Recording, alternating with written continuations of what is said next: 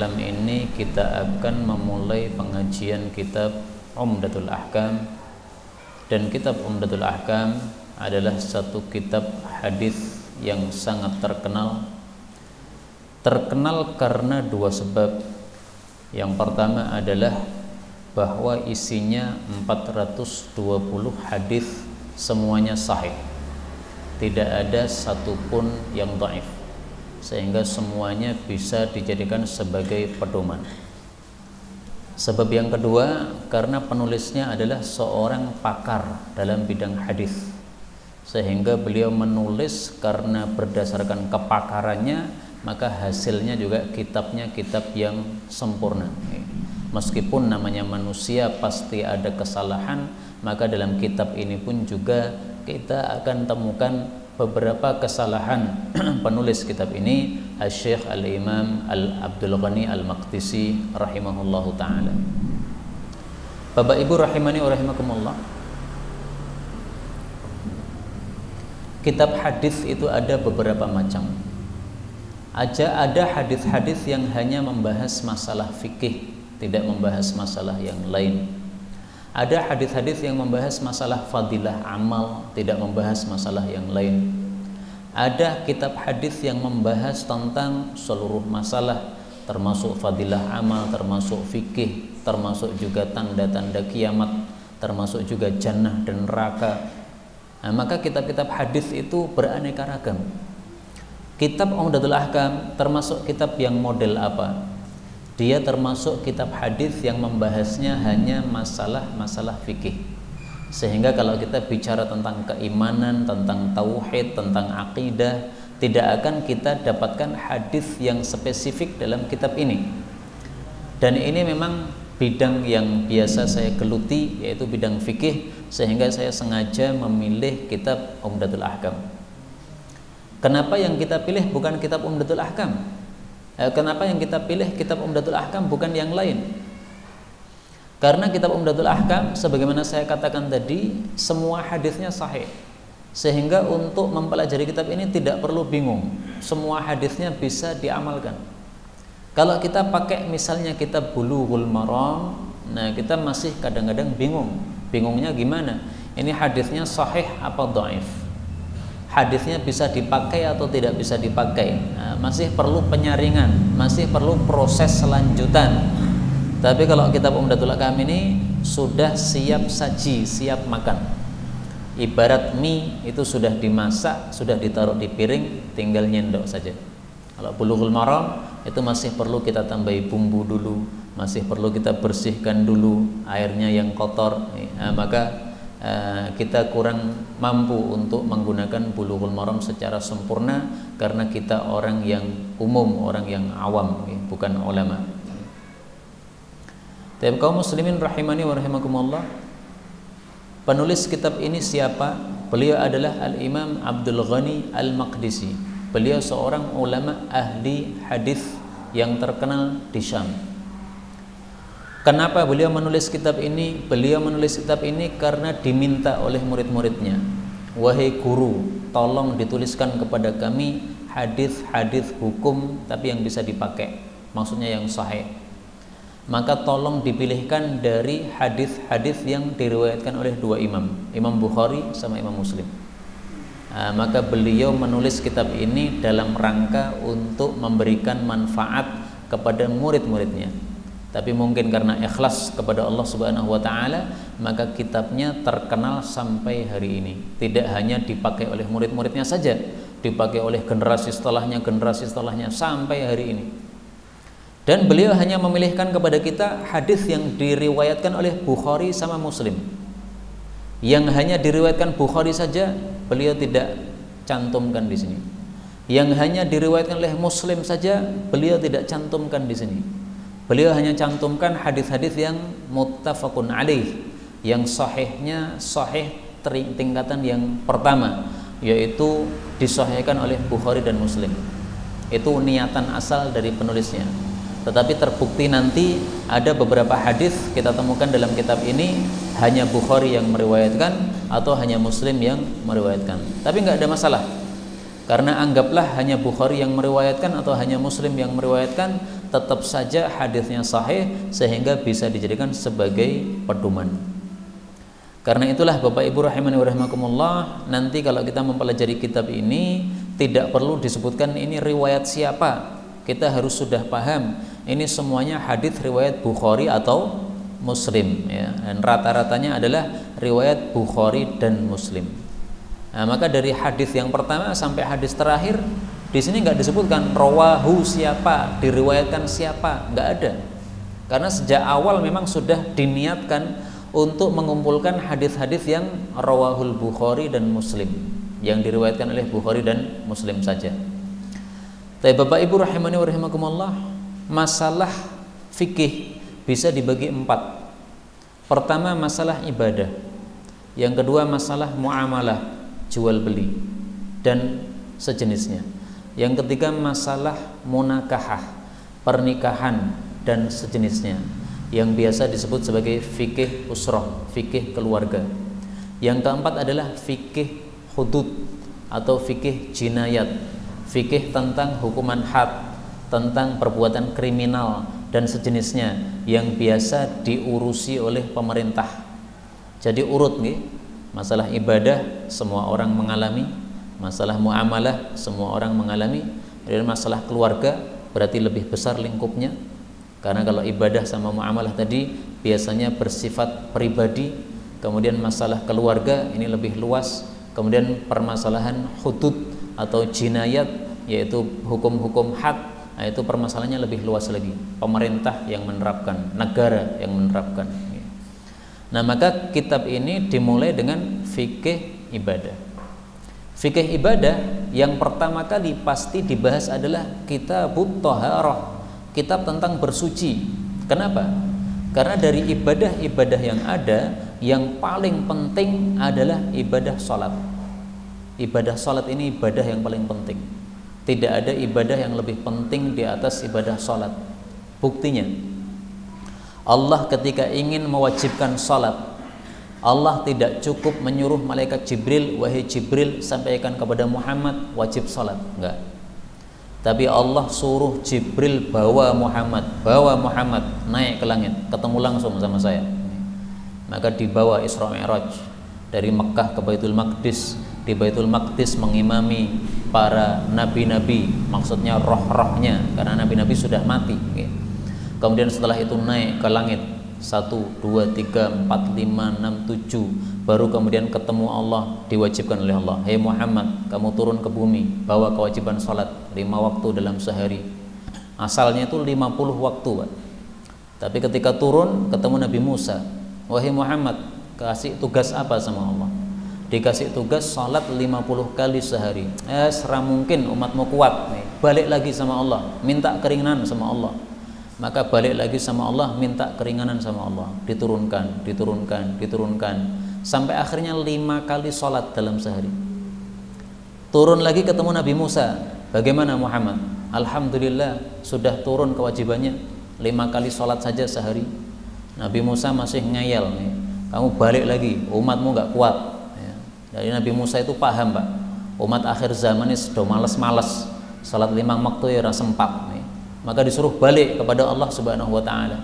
Maka Nabi Muhammad mengatakan, saya sudah malu sama Allah, bolak-balik terus minta keringanan.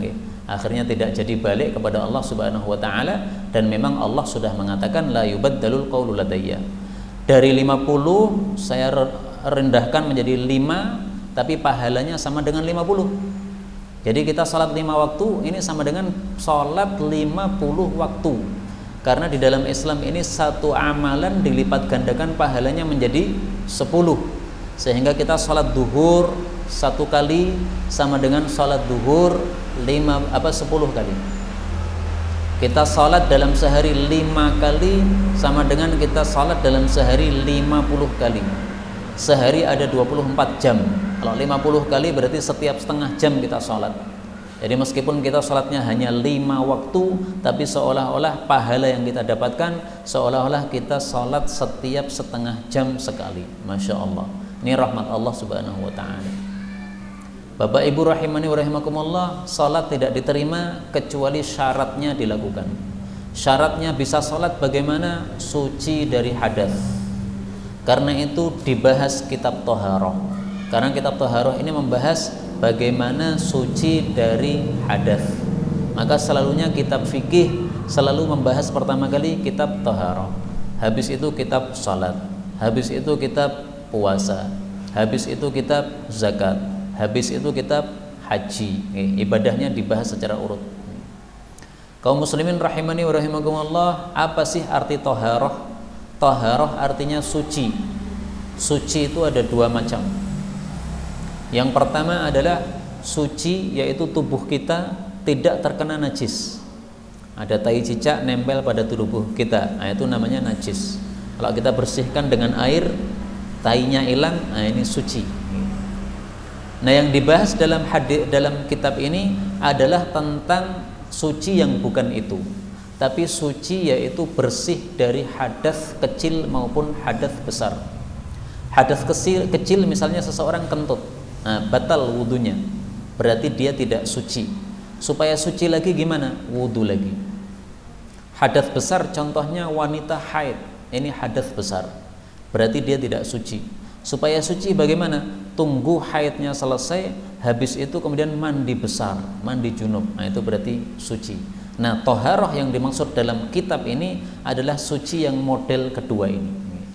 Sebenarnya masih ada lagi satu Thaharah, satu suci yang lain, tapi pembahasnya bukan dalam kitab fikih. Pembahasannya dalam kitab tasawuf, yaitu kesucian hati. Tidak boleh hati kita terkotori dengan dosa-dosa, dengan kesyirikan, dengan kecintaan kepada selain Allah. Nah, itu babnya dalam bab tasawuf. Tapi karena kita sekarang bukan mengkaji tasawuf, tapi mengkaji fikih, maka suci yang kita bahas hanya dua, suci dari najis sama suci dari hadas kecil atau hadas besar. Nah, mari kita mulai membaca hadis yang pertama. Qala al-muallif rahimahullahu ta'ala wa nafa'ana bihi wa bi'ulumihi fid dharain amin.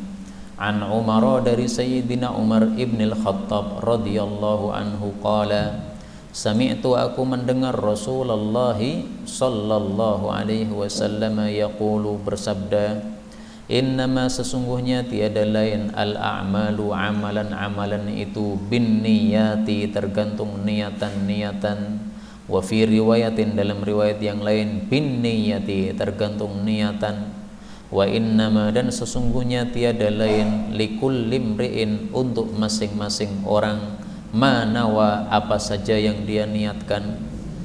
Faman kanat, maka barang siapa yang adalah hijratuhu, hijrahnya, ilallahi wa rasulihi, kepada Allah dan Rasulnya, fa hijratuhu ilallahi wa rasulihi, maka hijrahnya pun kepada Allah dan Rasulnya. Wa man kanat, dan barang siapa yang adalah hijratuhu, hijrahnya, ila dunia, kepada dunia, yusibuha, yang dia ingin mendapatkan dunia itu, awim ra'atin, atau kepada seorang wanita, yatazawwajuha, yang dia ingin menikahinya, fa hijratuhu, maka hijrahnya itu, ila ma hajara ilaih, kepada sesuatu yang dia itu hijrah kepadanya. Hadis ini sahih, riwayat siapa tidak disebutkan karena sudah diketahui muttafaqun alaih, karena memang hadis-hadis yang ada dalam kitab ini dikumpulkan dari Bukhari dan Muslim. Bapak Ibu rahimani wa rahimakumullah, apa kaitannya hadis ini dengan kitab Thaharah? Hadis ini bicara tentang niat, padahal kitab judulnya kitab bersuci, kan nggak nyambung ini. Ada dua jawaban. Jawaban yang pertama, memang tidak ada kaitan secara langsung antara hadis ini dengan kitabnya, tetapi penulis menampilkan hadis ini untuk mengingatkan kita semuanya yang mempelajari kitab ini. Kalau mau mempelajari suatu ilmu, ikhlaskan niat dalam hati, karena kalau tidak ikhlas, tidak ada nilainya di hadapan Allah Subhanahu wa ta'ala. Zaman dulu, orang kalau menjadi qadhi, menjadi hakim, itu gajinya besar. Dan seorang qadhi tidak mungkin diangkat menjadi qadhi kecuali dia belajar agama, pinter agama. Nah, maka penulis-penulis kitab zaman dulu kala memulai dengan hadis ini untuk mengingatkan, wahai kamu yang ingin belajar agama, Jangan meniatkan belajar agama untuk bisa menjadi qadhi biar gajinya besar. Jangan, nggak ada nilainya di hadapan Allah Subhanahu wa taala. Niatan harus ikhlas karena Allah Subhanahu wa taala. Demikian juga ini mengingatkan kepada pengajar, wahai pengajar, kamu mengajarkan ilmu agama bukan untuk viral, bukan untuk cari duit, tapi mengajarkan agama karena tugas dari Allah Subhanahu wa taala.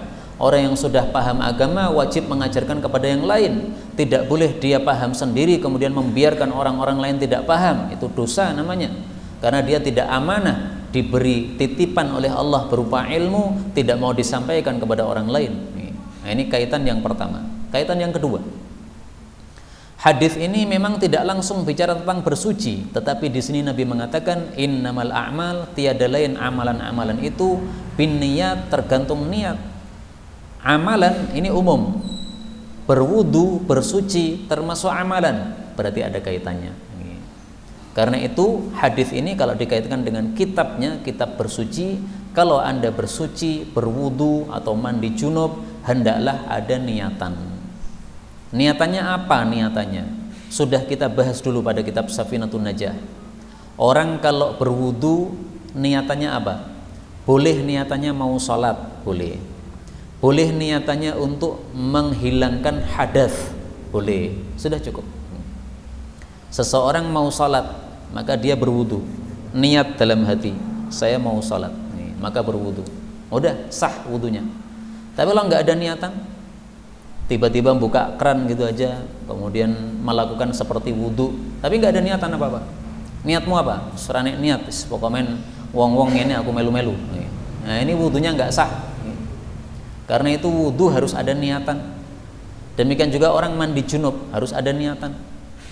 Ada orang mandi junub, niatannya apa? Niatannya menghilangkan hadas besarnya. Nah, sudah sah. Atau niatannya, saya karena hadas saya nggak boleh sholat, saya mau sholat, nah, maka saya mandi junub dulu biar boleh sholat. Nah, sudah sah mandinya. Maka kalau ada orang junub kemudian masuk ke kolam renang, renang kesana kemari sampai 1 jam, seluruh tubuhnya basah, tapi belum ada niatan untuk mandi junub, ya keluar dari kolam renang masih junub, meskipun tubuhnya sudah basah semua. Kenapa? Belum ada niat. Coba sebelum panjenengan tadi renang niat dulu, saya renang sekaligus niatan mandi junub. Udah, keluar dari kolam renang selesai junubnya, sudah selesai karena sudah basah seluruh tubuhnya. Nah, itulah kaitannya hadis ini dengan kitab bersuci. Bapak Ibu rahimani rahimakumullah, yang dimaksud tiada lain amalan itu tergantung niat, maksudnya sah atau tidaknya amal tergantung ada niatan atau tidak. Kalau ada niatan sah amalan, kalau tidak ada niatan tidak sah amalan. Demikian juga perbuatan-perbuatan kita sehari-hari itu apakah dinilai ibadah atau dinilai sebagai adat, itu tergantung niatannya. Contoh, panjenengan menutup pintu pada malam hari, itu disebut adat atau disebut ibadah, tergantung niatannya. Niatan apa? Saya menutup pintu malam hari, niatan saya ya karena ini adat, ini adalah kebiasaan saya nutup pintu malam hari. Nah, itu berarti amalan panjenengan bersifat adat, nggak ada pahalanya. Coba kalau kita menutup pintu malam hari, niatnya apa? Ada hadis Nabi bersabda, tutuplah pintu malam hari, karena setan tidak bisa memasuki pintu yang dikancing malam hari. Nah, maka kita niatkan ngancing pintu itu untuk melakukan perintah Nabi. Nah, ini berarti nilainya ibadah, maksudnya ada pahalanya. Jadi sama-sama orang ngancing pintu malam hari, satunya dapat pahala, satunya nggak dapat pahala. Yang dapat pahala adalah yang meniatkan untuk melakukan perintah Nabi tadi, itu namanya ibadah, itu bernilai pahala. Tapi yang tidak ada niatan melakukan perintah Nabi, ya hanya karena adat kebiasaan di Indonesia itu kalau malam hari jam 9 kancing pintu rumah, nah itu nggak ada nilai pahalanya.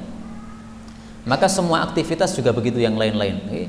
Kita minum ini bisa berpahala, kita makan bisa berpahala. Bagaimana caranya? Makan niatan supaya muncul tenaga sehingga bisa melakukan ibadah sholat dan yang lain-lainnya. Nah ini jadi berpahala makan kita. Makan bismillah pakai tangan kanan berpahala. Kenapa? Bismillah diajarkan Nabi, pakai tangan kanan diajarkan Nabi. Kalau makan tidak baca bismillah, nggak ada pahalanya. Makan pakai tangan kanan, tangan kiri, nggak ada pahalanya. Kenapa? Tidak mengikuti cara Nabi Muhammad Sallallahu Alaihi Wasallam. Jadi makannya hanya mengikuti adat saja. Ya, adat saya biasanya pakai tangan kiri. Ya sudah, berarti adat saja. Panjenengan makan disertai dengan setan. Kenapa? Pakai tangan kiri. Minum juga begitu, Pak. Minum nggak boleh pakai tangan kiri gini. Saya kemarin itu mengikuti satu pengajian. Pengajiannya dari negara Lebanon. Membahas kitab tentang akhlak Nabi Muhammad SAW. Tentang siapa? Tentang apa? Akhlak Nabi Muhammad SAW. Kitabnya berjudul Asy-Syariah, karya Imam Ajuri. Di tengah-tengah pengajian, syekhnya minum. Ternyata minumnya pakai tangan kiri, Pak. Langsung zoom saya matikan. Wah, ngaji ranggenahi. Ngaji judulnya akhlak Nabi malah minum tangan kiri. Ini bukan akhlak Nabi kayak gini. Ini kiai setan kayak begini nih. Karena yang minum tangan kiri itu siapa? Setan. Itu sabda Nabi, bukan perkataan saya. Nah, kalau ada kiai minum tangan kiri, ya boleh loh dong disebut kiai setan. Langsung saya matikan ramelu ngaji. Seorang ngaji ini ra berkah kayak ini kayak gini. Ini bukan karena marah kepada manusia, tapi marah karena sunnah Nabi dilecehkan. Saya mengakui dalam mazhab Syafi'i memang minum tangan kiri ini tidak sampai haram, hanya makruh. Baik, saya mengakui. Tetapi tidak pantas seorang syekh, seorang kiai minum tangan kiri.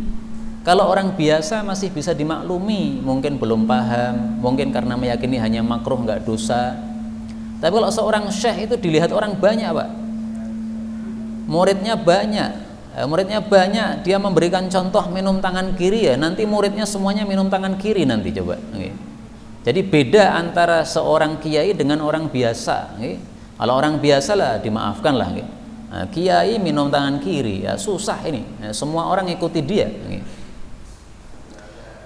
Tapi kemudian Nabi bersabda, wa innama likulli imri'in ma nawa. Tiap orang mendapatkan apa yang dia niatkan. Dari hadis ini para ulama mengambil pelajaran, berarti kita boleh meniatkan niatan banyak meskipun amalnya hanya satu. Salat sunnah sebelum subuh 2 rakaat, niatannya bisa langsung 4. Niatan salat sunnah syukrul wudu karena habis wudu. Niatan salat sunnah tahiyatul masjid karena baru saja masuk masjid. Niatan salat sunnah fajar karena dilakukan sebelum subuh. Sekaligus niatan sholat istikharah karena habis subuh mau melamar seorang wanita. Nah, berarti niatnya 4, Pak. Bisa itu, boleh. Dalilnya apa? Ini, tiada lain setiap orang mendapatkan apa saja yang dia niatkan. Panjenengan niatkan 4, dapat 4. Niatkan 1, dapat 1. Maka orang yang pinter ibadahnya sithik, pahalanya akeh. Caranya gimana? Ibadahnya 1, niatannya 4.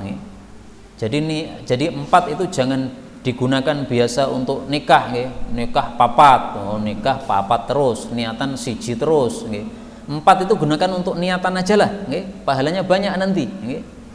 Pahalanya 4 karena niatannya 4. Karena itulah ada ungkapan gini, Pak. Ini ungkapan bagus sekali, ini ungkapan. Tijaratul ulama ti'dadun niyat. Bisnisnya para ulama adalah memperbanyak niat. Sampai seorang guru saya mengatakan para ulama biasa membuka pintu rumahnya dengan 70 niatan. Loh, gimana 70 niatan? Ketika ada ketuk pintu di rumahnya, maka dalam hati dia munculkan niat. Kalau ada orang pengen pinjam uang, saya akan pinjemi. Kalau ada orang kelaparan, saya akan kasih nasi. Kalau ada orang minta dicarikan jodoh, akan saya carikan jodoh. Terus niatannya sampai 70. Jadi sambil melangkahkan kaki menuju ke pintu, sambil munculkan niatan-niatan. Sampai 70 niatan, dibuka orangnya. Bismillah, grek. Nah, buka pintu, pahala 70 dapat, Pak. Nah, kalau kita biasanya ketuk pintu, niatan berapa, Pak? Ranggo niat ya. Atau ya pengen paling niatannya 1, ini ada tamu, saya ingin menghormati tamu. Udah, berarti apa? niatannya 1, pahalanya 1. Coba kalau pahalanya niatannya 70, pahalanya 70. Kemudian Rasulullah mengatakan, barang siapa yang hijrahnya untuk Allah dan untuk Rasul, hijrahnya untuk Allah dan untuk Rasul. Maksudnya siapa yang dari Mekah menuju ke Madinah untuk hijrah, pada waktu itu wajib hijrah, niatannya mendapatkan pahala, mendapatkan ridho Allah dan Rasul, maka dia dapat pahala, dia dapat ridho Allah dan Rasul. Itu maksudnya. Tetapi barang siapa yang hijrahnya untuk dapat dunia atau dapat wanita, karena wanita ini dari Mekah hijrah ke Madinah, dia pengen menikahinya, maka dia ikut-ikutan hijrah supaya bisa menikahi di sana. Fa hijratuhu ila ma hajara ilaih, maka hijrahnya hanya kepada apa yang dia hijrah kepadanya. Maksudnya dia hanya dapat apa yang dia niatkan. Niatannya apa? Yaitu yang dia dapat. Dan ini tidak hanya untuk hijrah saja, apapun amalan. Kenapa Anda salat jamaah di masjid? Salat jamaah di masjid karena saya perkewuh. Tetangga-tetangga sekarang semuanya pada jamaah, saya sendiri yang belum jamaah. Saya perkewuh, ikut-ikutanlah. Jadi seandainya tetangga-tetangga tidak ke masjid, antum tidak ke masjid. Ya, seandainya nggak ke masjid, saya balik nggak ke masjid. Karena perkewuh taktil. Nah, berarti nggak ada pahalanya di situ. Salatnya tetap pahalanya 1, seolah-olah dia salat di rumah, karena dia salat berjamaahnya tidak karena Allah Subhanahu wa taala, tapi karena perkewuh. Tapi yang niatnya ikhlas karena Allah, saya lebih suka jamaah di masjid. Kenapa? Jamaah di masjid pahalanya 27. Daripada saya salat di rumah pahalanya 1, saya pilih di masjid. Nah, ini dapat pahala 27. Jadi amalannya sama-sama di masjid. Satunya pahalanya 1, satunya pahalanya 27, karena memang niatnya berbeda. Karena itu melewati hadis yang pertama ini, kita harus bersihkan niat dalam segala amalan. Niatlah yang bersih untuk mendapatkan pahala dari Allah dalam semua aktivitas kita. Bahkan termasuk, mohon maaf, hubungan intim suami istri, itu hendaklah dimunculkan niat untuk mendapatkan pahala. Apa niatnya? Mari kita lihat kalam Allah dalam Al-Quran. Wabtaghu ma kataballahu lakum. Fal'an, sekarang basyiruhun, kumpulilah istri. Wabtaghu ma kataballahu lakum, carilah apa yang Allah tetapkan untuk kalian. Maksudnya kumpulilah istri dengan niatan mendapatkan anak. Karena mendapatkan anak menyebabkan kalau anak ini beramal soleh, pahala ngalir kepada kita. Nah, ini perintah Allah Subhanahu wa taala. Maka seorang suami semestinya ketika akan mengumpuli istri, niatnya bukan hanya syahwat belaka, tetapi juga niatan yang lain, yang plus, yang lebih daripada itu. Pengen mendapatkan pahala dari Allah karena Allah memberikan pahala terhadap amalan tersebut. Pengen mendapatkan keturunan karena keturunan bisa mengalirkan pahala untuk kita. Sehingga tidak perlu macam-macam KB dan sebagainya, karena memang sudah niatan sejak awal untuk apa? Mencari apa yang dirizkikan oleh Allah dari hubungan ini, yaitu anak. Ingat Nabi Sulaiman, Pak. Nabi Sulaiman ketika mau hubungan intim niatnya apa? Beliau meniatkan, saya punya 100 istri, malam ini 100 istri semuanya akan saya datangi satu-satu, rampung dalam semalam. Semuanya nanti akan hamil, semuanya nanti akan melahirkan anak yang ahli berkuda, akan berjihad fi sabilillah. Bayangkan ya Pak, niatan hubungan intim bukan kenikmatan semata, tetapi untuk jihad fi sabilillah. Sayangnya Nabi Sulaiman lupa Pak. Nabi Sulaiman tidak mengucapkan insya Allah, karena mungkin Nabi Sulaiman kan raja, raja itu urusannya kathah. Kata Pak Jokowi ini mumet gara-gara apa? Urusannya kathah. Di mana-mana ada demo, wah mumet. Nah, Nabi Sulaiman juga gitu, urusannya banyak, mungkin beliau lupa tidak mengucapkan insya Allah. Nah, kalau kita tidak mengucapkan insya Allah, itu menyebabkan aktivitas kita seringkali jadi batal. Tapi kalau kita mengucapkan insya Allah, dibantu oleh Allah sehingga sukses aktivitasnya. Nabi Sulaiman juga gitu. Betul, malam itu dia kumpuli 100 istrinya. Istri pertama selesai, datang ke rumah istri kedua, selesai, datang ke rumah istri ketiga, selesai, sampai 100 Pak. Ini jangan dipraktekkan Pak. Kalau dipraktekkan panjenengan langsung mati nanti. Kekuatan kita tidak seperti kekuatan para nabi. Para nabi itu kekuatannya jos, diberi oleh Allah kekuatan 100 orang, diberi kekuatan 40 orang, sehingga kuat. Kalau kita kekuatannya ya 1 orang 1, nekat mau 4 langsung, besok mati, besok dikubur, kehilangan tenaga, maka ini jangan dipraktekkan. Tayyib, kembali ke masalah, Nabi Sulaiman lupa tidak mengucapkan insya Allah, maka akhirnya dari 100 istri yang hamil cuma 1, Pak. Yang lain-lainnya nggak ada yang hamil semuanya. 1 ini melahirkan anak, anaknya tidak sempurna, cacat, tidak bisa jihad fisabilillah. Maka dari situ Nabi Muhammad SAW memberikan kita pelajaran penting. Kalau mau melakukan sesuatu, ngomong insya Allah supaya dibantu oleh Allah Subhanahu wa Ta'ala. Ini kita lihat hadisnya, bagaimana sabda Nabi SAW. Beliau mengatakan, lau qala insya Allah, seandainya Nabi Sulaiman itu mengucapkan insya Allah, kana darokan, pasti dia mendapatkan lihajatihi, keperluan yang beliau inginkan. Keperluannya apa? Dapat 100 anak mujahid fisabilillah. Tapi gara-gara tidak mengucapkan insya Allah, tidak ada yang hamil kecuali 1 itu pun anaknya cacat, nggak bisa jihad fisabilillah. Tapi tetap Nabi Sulaiman dapat pahalanya, Pak. Dia tetap dapat pahala mendapatkan 100 anak. Kenapa? Innamal a'malu binniyat. Amalan tergantung niatnya.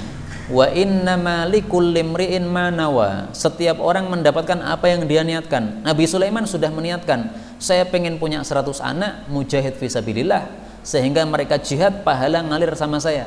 Nah, pahala sudah dia dapatkan. Cuma 100 anak nggak dia dapatkan. Kenapa? Lupa mengucapkan apa? Insya Allah. Bapak Ibu rahimani wa rahimakumullah, insya Allah berarti sangat penting sekali. Bahkan kalau orang-orang kafir mengatakan insya Allah, itu akan dibantu oleh Allah Subhanahu wa Ta'ala. Dalilnya apa? Dalilnya adalah hadis tentang Ya'juj Ma'juj. Ya'juj Ma'juj itu dibentengi oleh Nabi Sulaiman di antara 2 gunung, sampai hari ini masih berada di benteng. Bentengnya di mana? Nggak ada yang tahu, tersembunyi, disembunyikan oleh Allah Subhanahu wa Ta'ala. Setiap hari Ya'juj Ma'juj membongkari bengkel itu, melobangi, pengen keluar. Tapi Allah membuat mereka sore harinya lelah. Karena lelah, maka pemimpinnya mengatakan, istirahat, besok kita lanjutkan. Besok pagi ingin melanjutkan, lubangnya sudah berubah menjadi sempurna lagi. Jadi yang sudah dibolongi tadi itu berubah menjadi sempurna lagi. Setiap hari begitu. Mereka melubangi, lelah, mengatakan besok kita lanjutkan, besok kita lanjutkan. Nggak pernah mengucapkan insya Allah. Maka setiap hari gagal terus. Nanti ketika sudah akhir zaman, ketika Allah sudah menghendaki bumi ini akan kiamat, maka Allah kasih ilham kepada kepalanya Ya'juj Ma'juj tadi. Maka dia mengatakan, sore hari kita lelah, istirahat, besok kita lanjutkan insya Allah. Ya'juj Ma'jujnya mengucapkan apa? Insya Allah, padahal kafir dia. Maka pada pagi harinya mereka menemukan ternyata lubang yang mereka buat kemarin itu masih dalam bentuk lubang. Bisa ngambil pelajaran, oh berarti harus mengucapkan insya Allah supaya lubangnya ini tidak balik menjadi sempurna lagi. Makanya didongkeli lagi, dilubangi lagi, akhirnya bisa berlubang lagi, lebih besar, akhirnya rontoklah benteng itu sehingga mereka bisa keluar dari bui mereka dan mereka akan merusak di atas muka bumi ini. Nanti di akhir zaman pada saat Nabi Isa alaihissalatu wassalam sudah turun. Jadi urutannya Nabi Isa dulu turun, kalau sudah turun Nabi Isa, baru kemudian Ya'juj Ma'juj keluar dari bentengnya. Mereka akan menyerang Nabi Isa dan kaum muslimin. Allah selamatkan Nabi Isa dan kaum muslimin, suruh naik ke gunung-gunung. Mereka naik ke gunung-gunung, Ya'juj Ma'juj nggak bisa membuntuti mereka. Akhirnya mereka berada di bawah. Tapi Nabi Isa karena di benteng, di gunung tersebut tidak ada makanan kecuali sedikit, lama-lama kehabisan pasokan makanan, harus turun gunung, tapi ada Ya'juj Ma'juj. Akhirnya terpaksa doa kepada Allah, ya Allah hancurkan Ya'juj Ma'juj. Dihancurkan oleh Allah Ya'juj Ma'juj, baru Nabi Isa bisa turun. Tapi saking banyaknya Ya'juj Ma'juj, akhirnya Nabi Isa juga nggak bisa turun. Karena mau turun gimana? Bangkai-bangkai Ya'juj Ma'juj ini ada di mana-mana, berserakan. Minta tolong lagi kepada Allah, ya Allah nggak bisa turun ya Allah. Ini Ya'juj Ma'juj bangkainya penuh busuk, ini gimana ya Allah. Nah, dikirim oleh Allah burung-burung yang akhirnya memakan bangkai-bangkai Ya'juj Ma'juj ini, dihilangkan, dilenyapkan entah kemana, wallahu alam, dibuang oleh Allah Subhanahu wa taala. Nah, kaum muslimin rahimani wa rahimakumullah, berarti pelajaran penting supaya amalan yang kita niatkan itu bisa sukses, ucapkanlah apa? Insyaallah. Ya'juj Ma'juj saja dibantu oleh Allah dengan sebab mengucapkan insyaallah. Inilah hadis yang pertama dalam kitab Umdatul Ahkam. Ringkasnya, kesimpulannya, niat kita dalam semua amalan harus ikhlas. Kalau tidak ikhlas, tidak diterima oleh Allah Subhanahu wa taala. Dan ibadah harus ada niatnya. Kalau tidak ada niatannya, maka tidak ada nilai pahalanya di hadapan Allah Subhanahu wa taala. Hadis yang kedua insya Allah akan kita baca pada pertemuan berikutnya. Adapun sisa waktu kalau ada pembahasan kita persilahkan.